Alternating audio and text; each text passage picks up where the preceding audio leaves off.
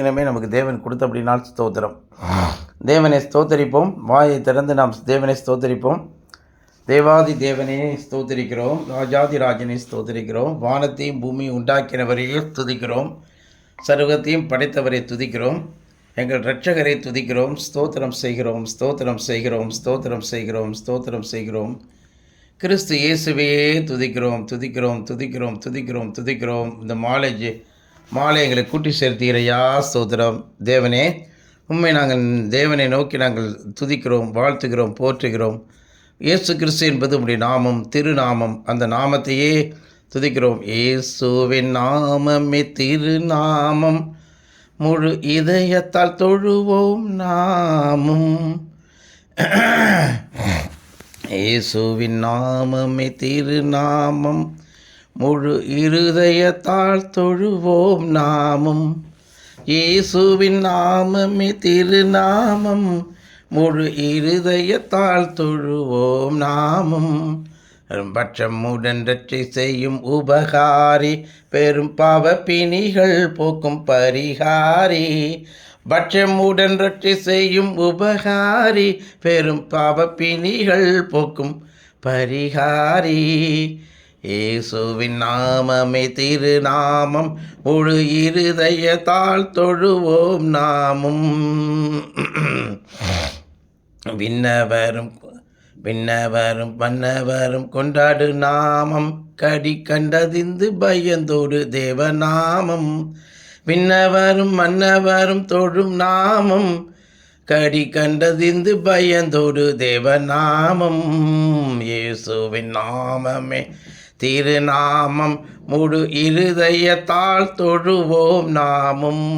தேவாதி தேவனே, இயேசு மகாராஜனே, உமக்காக பக்தி வைராக்கியமாக இருக்கிறோம். ஸ்தோத்திரிக்கிறோம், ஸ்தோத்திரிக்கிறோம், ஸ்தோத்திரிக்கிறோம். பாதத்தை பணிந்து கொள்கிறோம், பாதத்தை முத்தம் செய்கிறோம். இரட்சகனே, இரட்சகனே, வெளியேறப்பட்ட இரத்தத்தை எங்களுக்காக சிந்தினவனே, எங்கள் தேவனே, தூயவனே, தூயாதி தூயவனே, இரட்சகனே, எங்கள் அப்பனே, எங்களுடைய ஆண்டவரே ஸ்தோத்திரம். இயேசுவே ஆருயிரே துதிக்கிறோம். ஜெபம் பண்ணுவோம். ஆரம்பம் ஜெபம் பண்ணியா.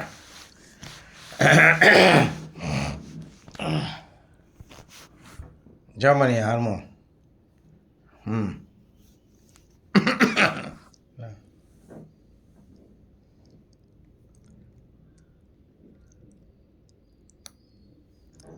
ஆரம்பம் லைனில் இருக்கியா? ஜெபம் பண்ணு.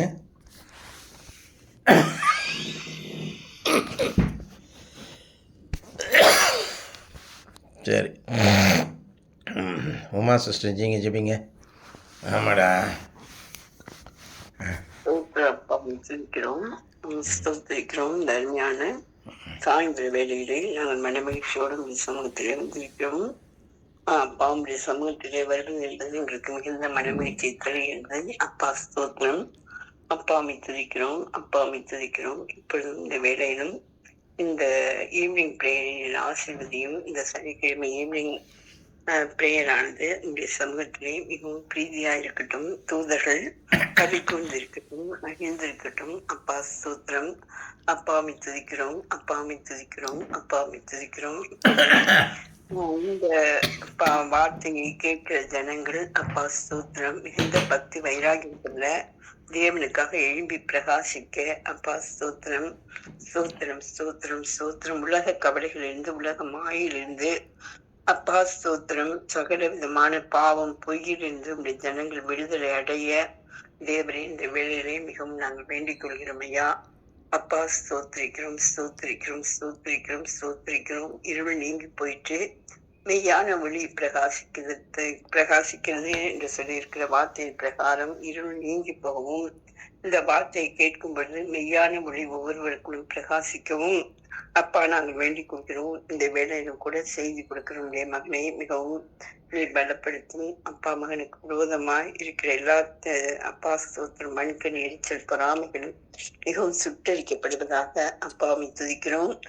நீ இந்த வேளையிலே மகனை கடாட்சித்து மகன் மூலம் எங்களுக்கு நீ வார்த்தைகளை கொடுக்கும் பொழுது அந்த வார்த்தைகள் எங்களுக்கு மிகுந்த உணர்வுள்ள இதயத்தை கொடுக்கட்டும். ஞானத்தையும் உணர்வையும் ஆலோசனையும் ஆவியானவரால் நாங்கள் நிரப்பப்படுவோமாக. இயேசுவின் நாமத்தில் பிதாவே, ஆமென். ஆமீன். கர்த்தருடைய பரிசுத்த நாமத்துக்கு ஸ்தோத்திரம் உண்டாகட்டும். மணியரசு அந்த பாட்டு பாடியா? இன்கால் மெசேஜில் இருக்கு பாரு.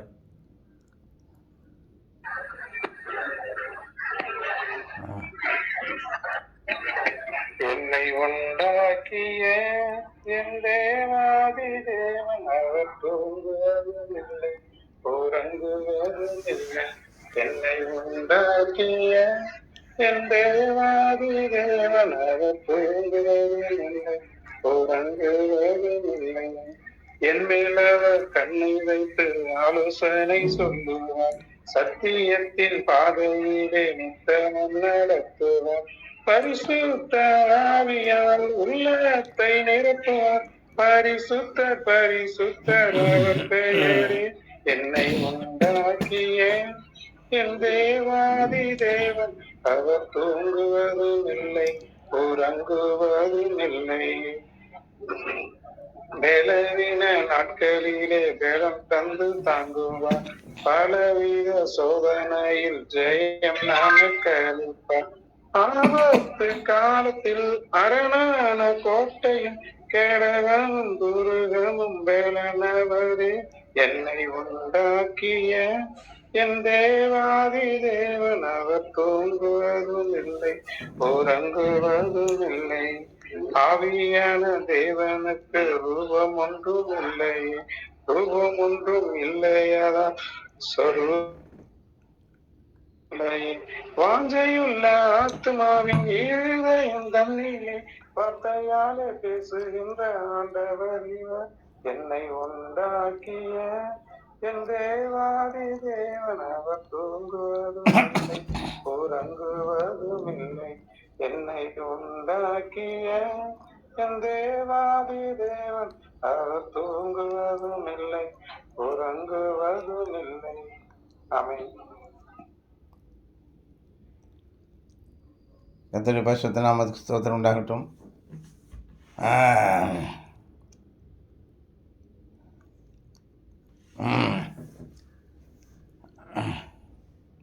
அதற்கு ஸ்தோத்திரம் உண்டாகட்டும். அந்த வார்த்தையை கவனிப்போம், வசனத்தை படிப்போம், வசனத்தை கவனிப்போம். வசனத்தை படிங்க. மணியரசன் படியா?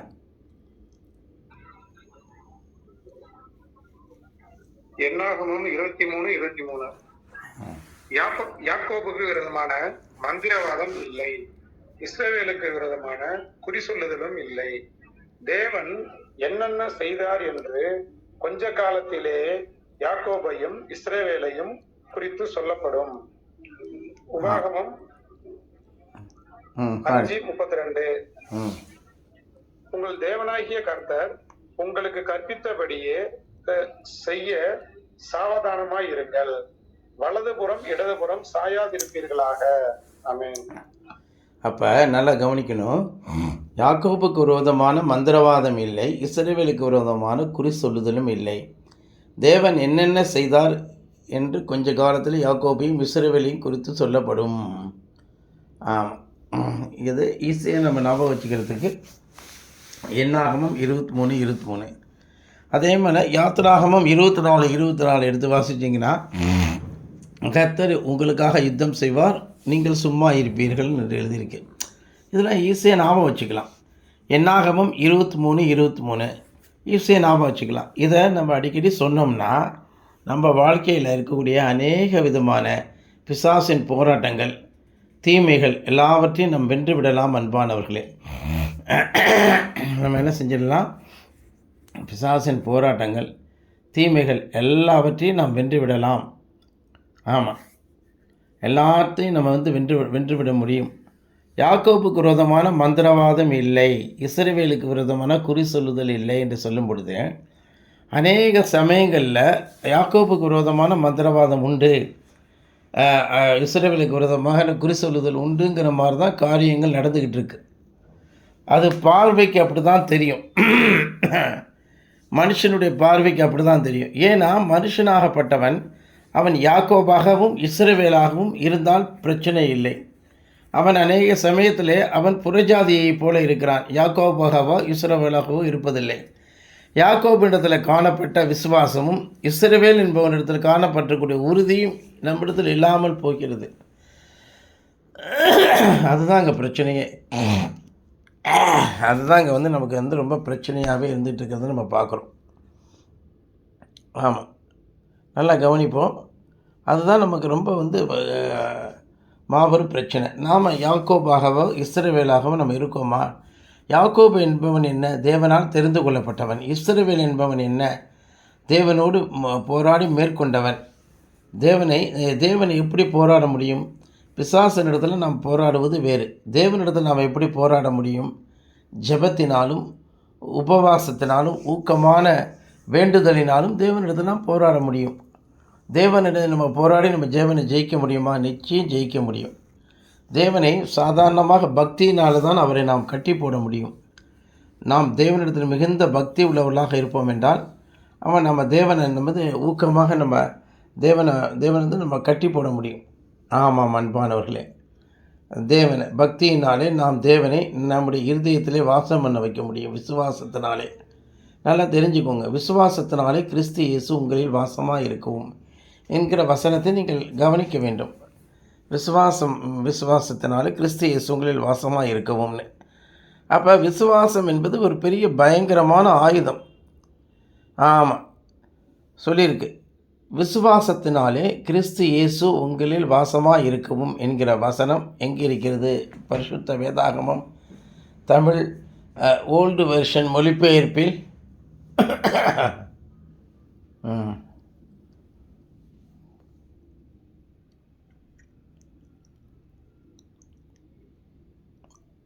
சொல்லு.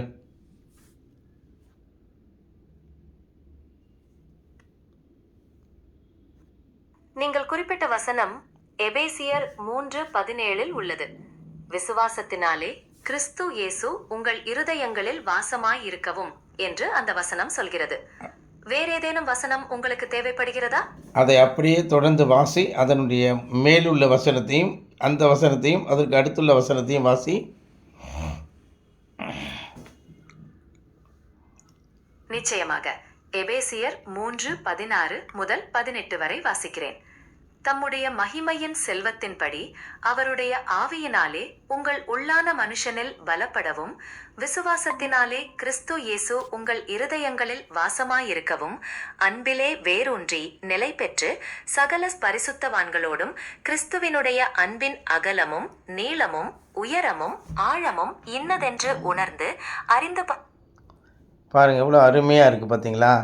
அவருடைய மகிமையின் செல்வம் என்று சொல்லியிருக்கு. அவருடைய மகிமையின் செல்வம் இல்லை, தம்முடைய மகிமையின் ஐஸ்வர்யத்தின்படின்னு அர்த்தம். அதை தான் செல்வம் நீங்கள் மொழிபெயர்த்திருக்கு. அவருடைய ஆவினாலே உங்கள் உள்ளான மனுஷனில் பலப்படவும் விசுவாசத்தினாலே கிறிஸ்து இயேசு உங்கள் இருதயங்களிலே வாசமாக இருக்கவும் அன்பிலே வேரூன்றி நிலை பெற்று சகல பரிசுத்தவான்களோடும் கிறிஸ்துவனுடைய அன்பின் அகலமும் நீளமும் உயரமும் ஆழமும் இன்னதென்று அறிந்து கொள்ள வல்லவர்களாயும் சொல்லி இந்த வசனம் தொடர்ந்து அழகாக சொல்லும். ஆம் அன்பானவர்களே, பாருங்கள், விசுவாசத்தினாலே நாம் அதை சாதிக்க முடியும். நீங்கள் எல்லாரும் ஆச்சரியப்பட்டிருப்பீங்க. இந்த ஊழியக்காரனுடைய பக்தியும் அதை கொண்டு இந்த ஊழியத்தை செய்கிற விதத்தையும் நீங்கள் பார்த்து ஆச்சரியப்படுவீர்கள் என்று நான் நம்புகிறேன். அதாம்மா, உண்மையிலே இந்த ஊழியத்தை குறித்து உங்களுக்கு யாருக்கெல்லாம் ஆச்சரியம் இருக்குது? சொல்லு. மணியரசனுக்கு ஆச்சரியம் இருக்காயா? ஊழியக்காரன் இயங்கும் விதத்தை பார்க்கும்போது சொல்லு. ஆச்சரியம் இருக்குமா இருக்காதா? எப்படி ஆச்சரியப்படுற நீ? இந்த ஊழியத்தை குறித்து ஆச்சரியப்படுறதுக்கு என்னன்னா, நான் ரட்சிக்கப்பட்டு வந்தது எனக்கே ஒரு ஆச்சரியமான விஷயம் தான். நான் பட்டு வேலை உண்டு பார்க்கணும்னு வேற மாதிரி போயிட்டு இருந்தேன். ஆனா தேவன் தேவனுடைய வார்த்தைகளை கேட்கறதுக்கு ஒரு பாக்கியம் கிடைச்சது. அது தேவனுடைய வார்த்தையில தேவன் நேரம் கொடுக்கல, உங்க மூலமா கொடுத்தாரு. அந்த வார்த்தை ஜீவனா இருந்துச்சு. ஆமா, அந்த வார்த்தையில அவ்வளவு உண்மையா இருந்துச்சு, அது சாட்சி இருந்துச்சு. அதை கேட்கும் போது நமக்கு அது ஒரு ஜீவனை கொடுக்குற மாதிரி இருந்துச்சு. அதனால அதை கேட்டோம். அதுல ஆண்டுடைய வார்த்தையின் பாட்டு ஈர்க்கப்பட்டு ரசிக்கப்பட்டு வந்தோம். அது தேவன் உங்களுக்கு நிமித்தம் உங்கள இருந்து அவரு செய்யறாருங்கிறத புரிஞ்சுக்கிட்டோம். அதனால எனக்கு வேற ஒண்ணு இல்லை, செயல்பாடுகள், அதாவது எவ்வளவோ இடரல்கள் வந்தும் எவ்வளவோ போராட்டங்கள் வந்தும் தளர்ந்து போகாமல் இந்த ஊழியம் தொடர்ந்து நடைபெற்றுட்டே இருக்கா இல்லையா? அதுவும் நடந்துட்டு இருக்கு. நான் வந்து சொன்னேன், இப்ப எவ்வளவு பெரிய சூழ்நிலை வந்தாலும் அதுலயும் தேவன் அந்த சபையை அழகா நடத்தி கொண்டு போயிட்டே இருக்காரு. அது திறந்த வாசலை வச்சிருக்காரு. அது அப்போ இதுக்கெல்லாம் காரணம் என்னன்னா, இதுக்கெல்லாம் காரணம்னா எனக்கு இப்போ நான் வந்து காரை ஓட்டுற விதம் உங்களுக்கு ஆச்சரியமாக இருக்குமா இருக்காதா? ஆமா ஆமா பிரதர். அது நான் எப்படி சபையை வந்து ஒருவரும் கூட்டக்கூடாது அப்படின்னு திறந்த வாசல் வச்சிருக்கேன்னு சொல்லியிருக்காரு. அப்படிதான் அது போயிட்டு இருக்கு. அதே போல நீ கார் ஓட்டுறதும் ஆச்சரியமா தான் இருக்கு. கார் ஓட்டுறது நம்மள வழியாட்டு கொண்டு போறாரு. எப்படா செய்கிறான்னு இப்போ எப்படின்னு கேட்டிங்கன்னா, நான் காரை வந்து காராக நான் நினைக்கல, ஸ்கூட்டராக தான் நினைக்கிறேன். ஸ்கூட்டர் வாங்கினதுலேருந்து ஸ்பீடாக போய் தான் எனக்கு பழக்கம். ஏன்னா எனக்கு ஒரு பயம், ஸ்கூட்டர் வந்து ரெண்டு சக்கரத்தில் ஓடுறதுனால அது கீழே விழுந்துருமோன்னு பயந்துக்கிட்டு வேகமாக ஓட்டுவேன். எப்படி ஓட்டுவேன்? அப்படி பயந்துக்கிட்டு ஐயோ கீழே விழுந்துருமேன்னு. அது வந்து சைக்கிளும் அப்படி தான் வேகமாக ஓட்டுவேன் சின்ன வயசுலேருந்து. ஏன்னா விழுந்துரும்ல, அதனால் விழுந்துருன்ட்டு பயந்துக்கிட்டு வேகமாக ஓட்டுவேன். அது வேகமாக ஓட்டி பழகுனதுனால கார் என்னால் ஸ்லோவாக ஓட்ட தெரியல. ஆமாம், அப்போ இது கார் கிடையாது, இது ஸ்கூட்டர் தான் அப்படின்னு நினச்சிக்கிட்டு ஓட்டுறேன். அப்போ வந்து ஒவ்வொரு இடத்துலையும் மெனோவர்னு சொல்லுவாங்க. அது லாவகமாக அதை வந்து ஒரு இதை வந்து மாஸ்டர் பண்ணணும். அந்த மெனோவர்னு சொல்லுவாங்க, லாவகம்னு சொல்லிட்டு. இப்போ என்னிடத்துல ஒரு ஃப்ளைட்டை கொடுத்தாலும் கூட நான் மெனோவர் பண்ணிவிடுவேன்.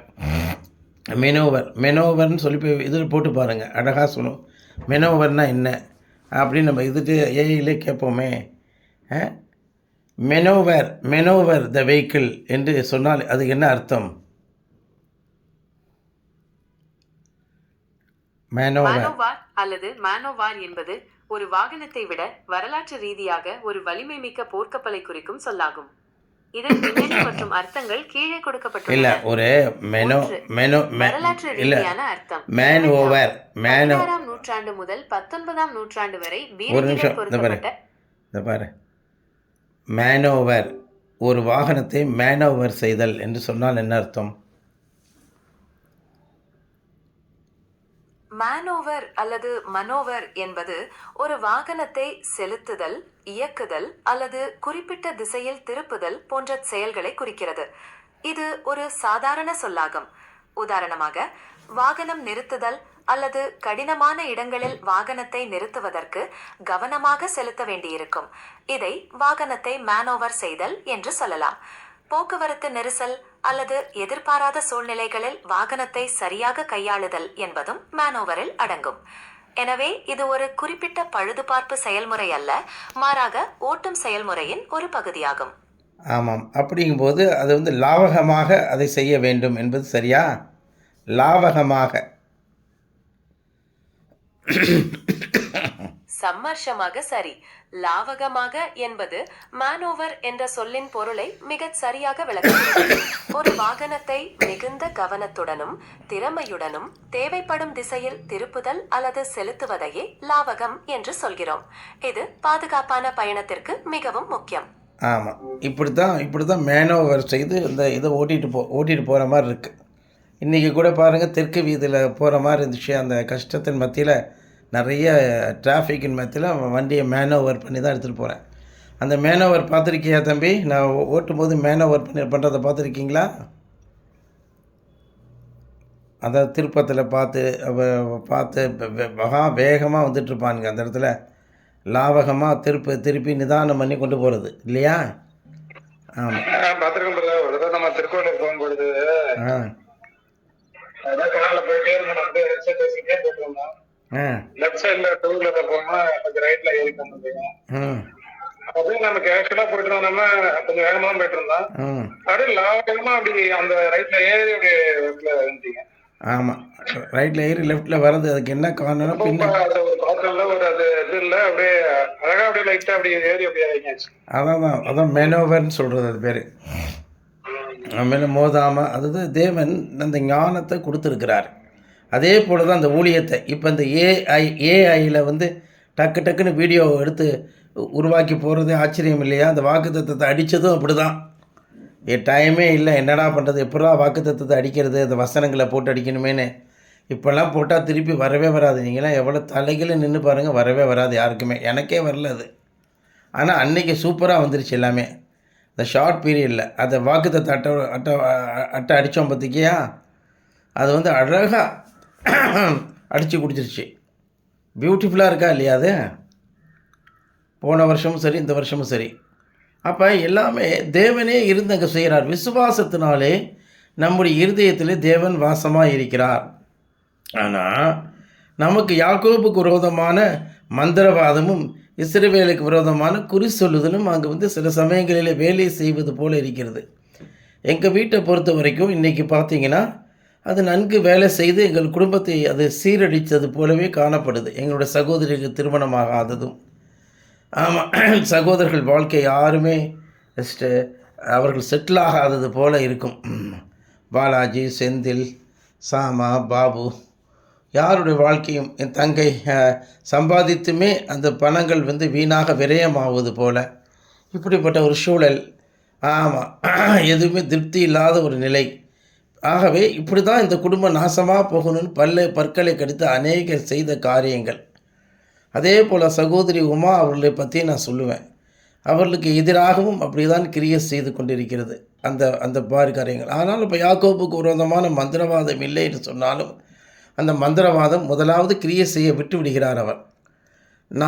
ஆனாலும் தேவன் அதை தான் வைத்து பிசாசை நியாயம் தீர்க்கவும், அதை ஏவின ஜனங்களை நியாயம் தீர்க்கவும் அதை பயன்படுத்தினார். அதெல்லாம் ஒன்றுமே செயல்படுத்தாமல் விட்டுருக்கலாம் இல்லையா? ஆனால் அப்படி செய்யலை தேவன். ரொம்ப அவமானத்தையும் நிந்தையும் உமிழ்நீரையும் நம் மீது வந்து படும்படிக்கு செய்து விடுகிறார். மத்தேயு 5 நம்மை கொண்டு போகிறார். மரண இருளின் பள்ளத்தாக்கின் வழியாகவும் அழுகையின் பள்ளத்தாக்கை உருவ நடக்கவும் செய்கிறார். சுரேஷை போல பின்வாங்கி போகலை. ஏன்னா அவனுக்கு ஒரு கோழை. யோவான் என்பவன் ஒரு கோழை, பயப்படுகிறவன் என்று சொன்னால் சுரேஷ்.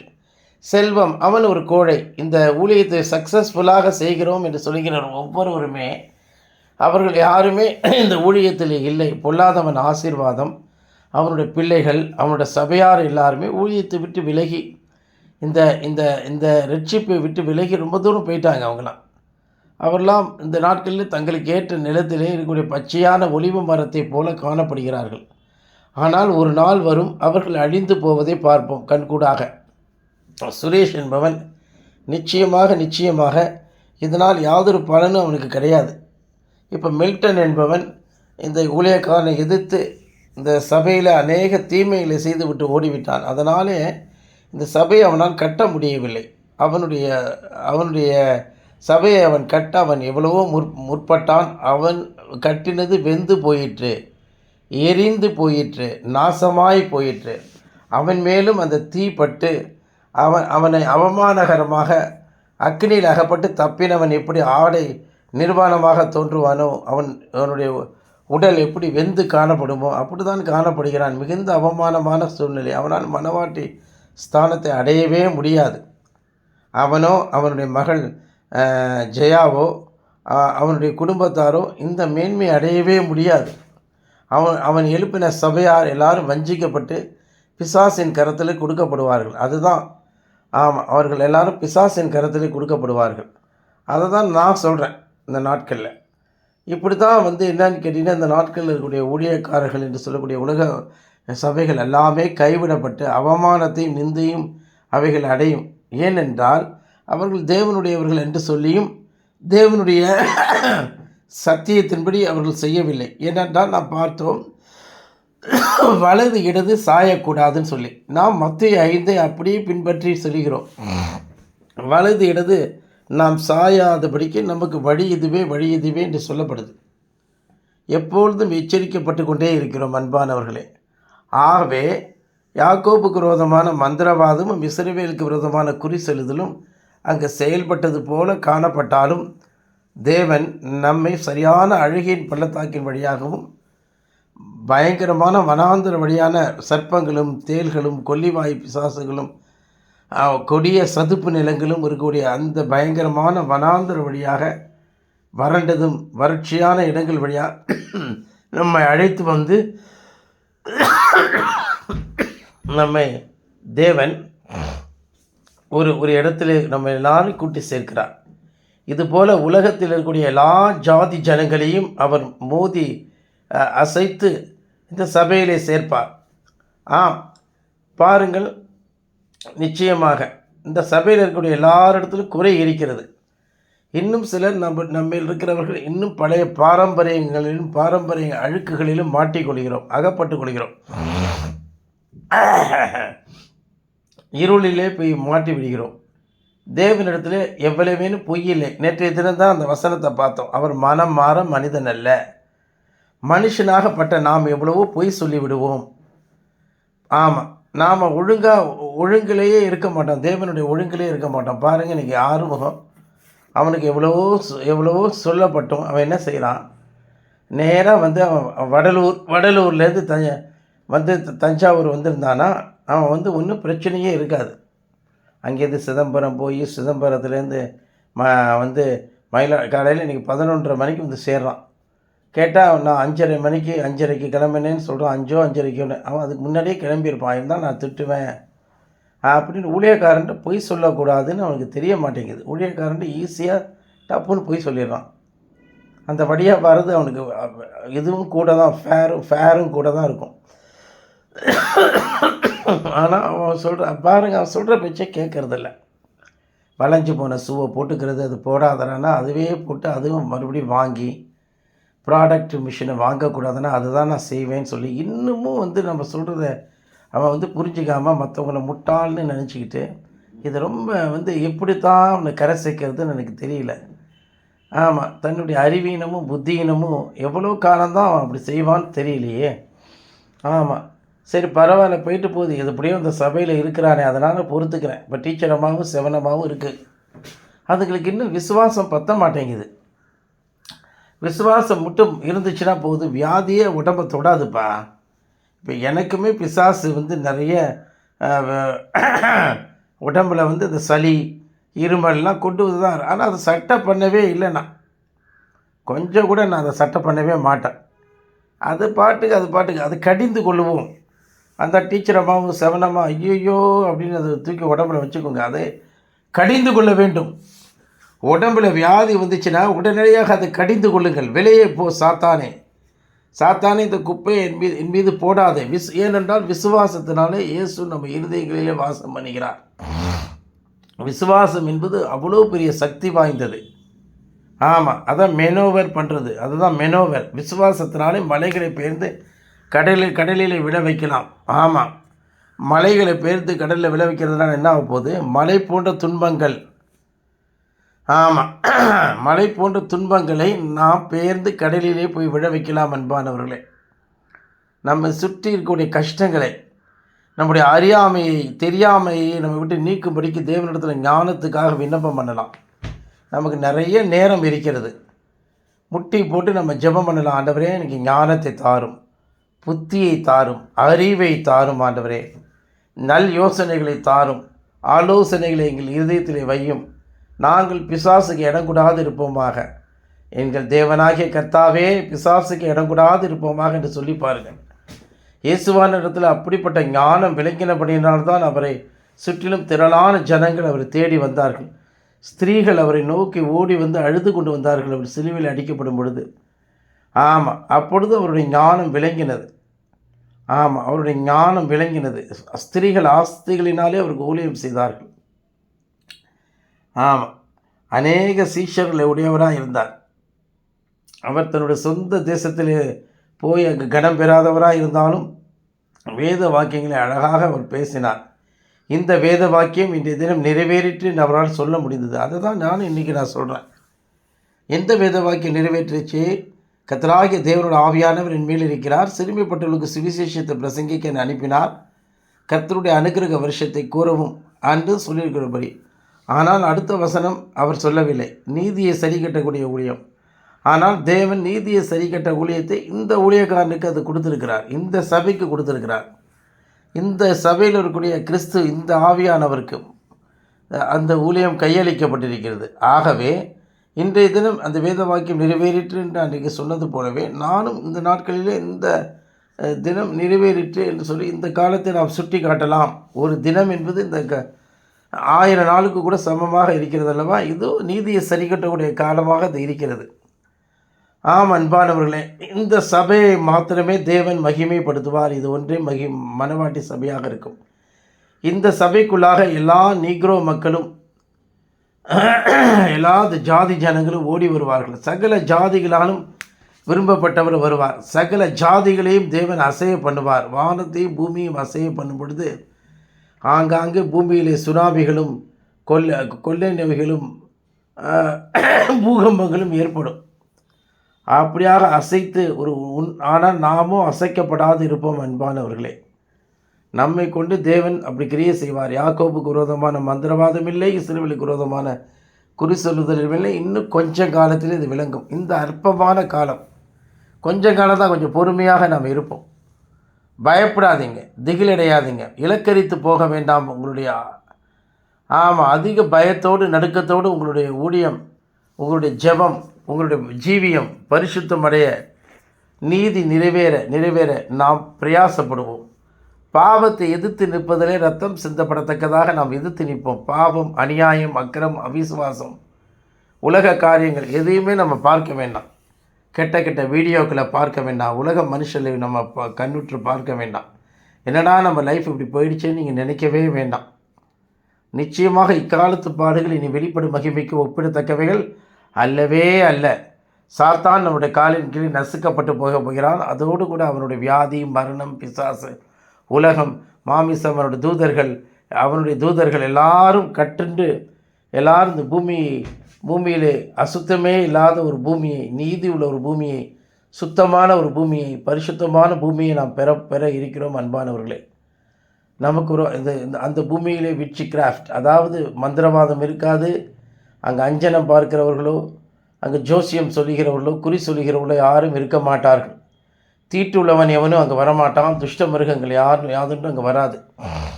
ஆமாம், அங்கே விஷ ஜந்துக்கள் வராது. தேவன் சொல்லப்பட்ட எல்லா விதமான வரங்களும் வல்லமைகளும் அடையாளங்களும் மகத்துவங்களும் சிருஷ்டிப்புகளும் காணப்படும். மூடவன் மானை போல துளி குதிப்பான், குருடர்கள் பார்வை அடைவார்கள். நம்மை கொண்டு தேவன் அதிசயங்களை செய்வார், அற்புதங்களை செய்வார். குறைவு நிறைவாக்கப்படும். கொஞ்சம் பணம் இருக்கும், ஆனால் நிறைவான ஆசீர்வாதத்தை அதை கொண்டு செய்வார். நிறைய பொருளை வாங்குவதற்கு உதவி செய்வார் தேவன். கர்த்தர் நமக்கு எல்லா விதமான நன்மையை தந்துள்ளுவார். கர்த்தர் நம்மளை ஆசீர்வதிப்பார். கர்த்தர் நமக்கு எல்லா விதமான மேன்மையை கொண்டு வந்து சேர்ப்பார். கர்த்தர் தாமே நம்மை ஆசீர்வதிப்பாராக. சகோதரி உமா அவர்கள் ஜெபம் பண்ணுங்க சிஸ்டர்.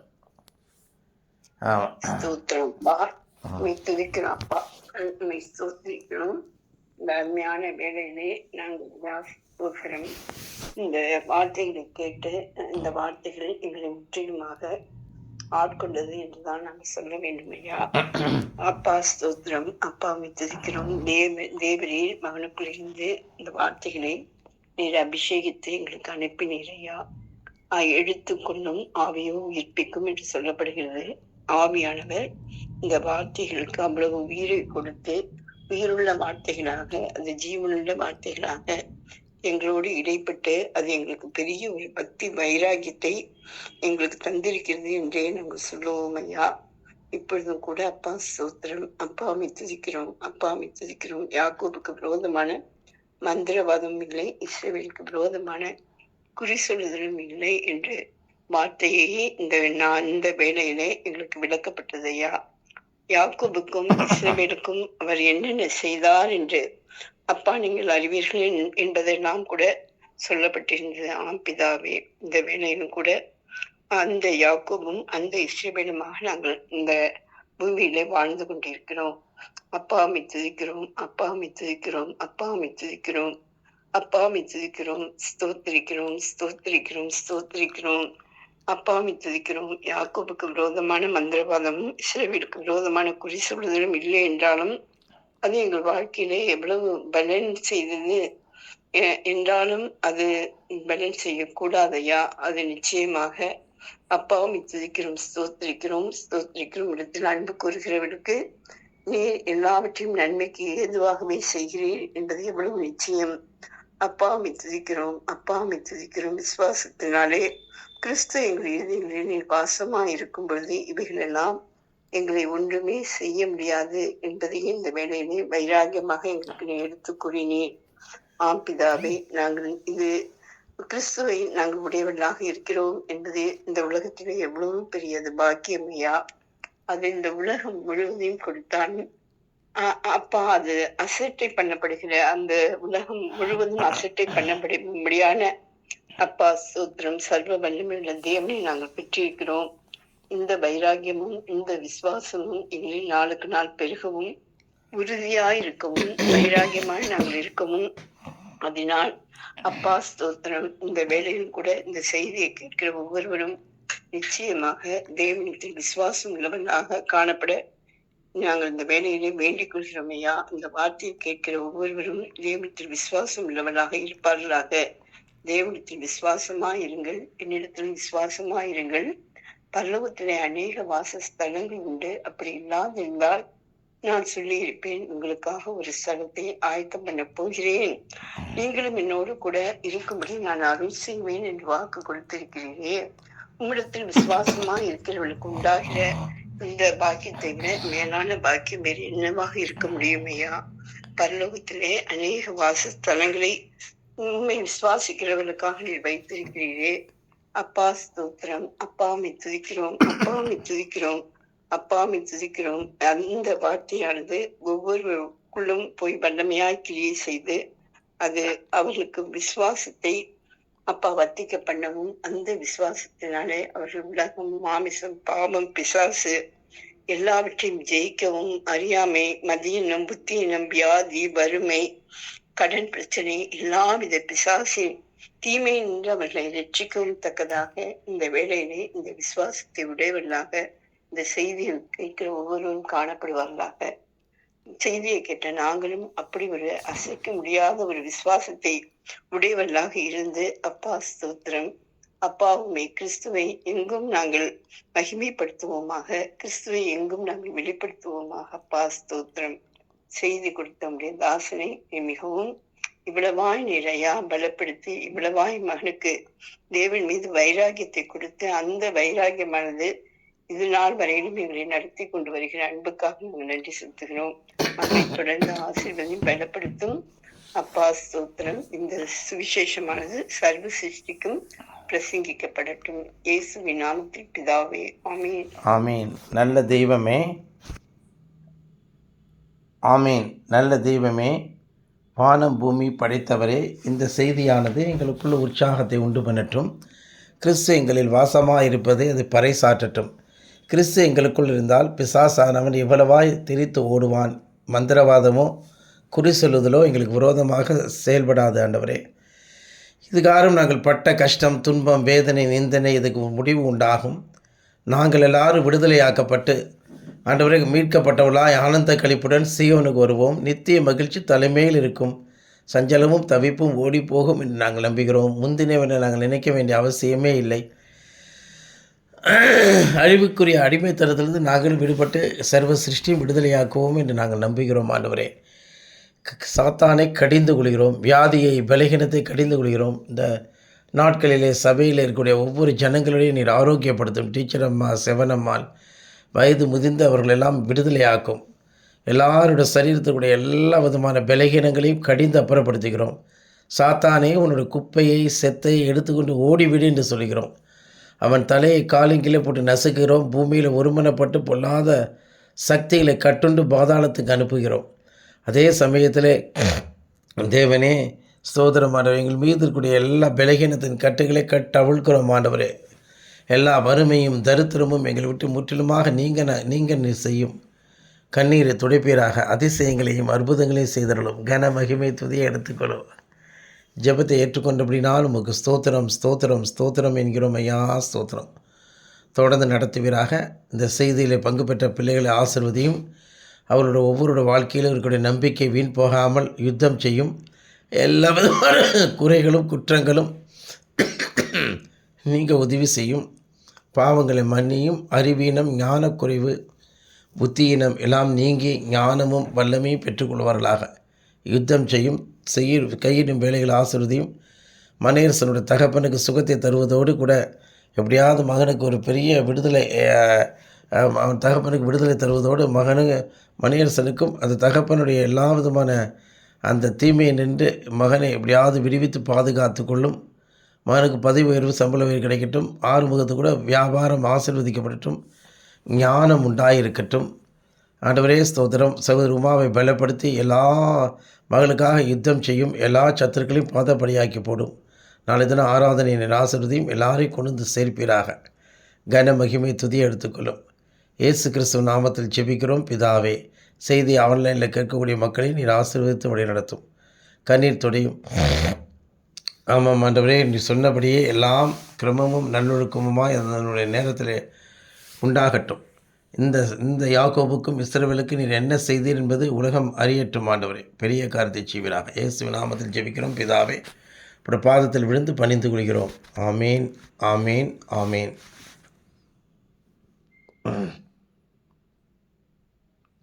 கர்த்தர் நம் ஜெபத்தை கேட்டபடி நன்றியோடு ஸ்தோத்திரிப்போம். ஸ்தோத்திரம், ஸ்தோத்திரம், ஸ்தோத்திரம். கர்த்தர் தாமே நம்மை ஆசீர்வதிப்பாராக. ஆமீன். Praise the Lord.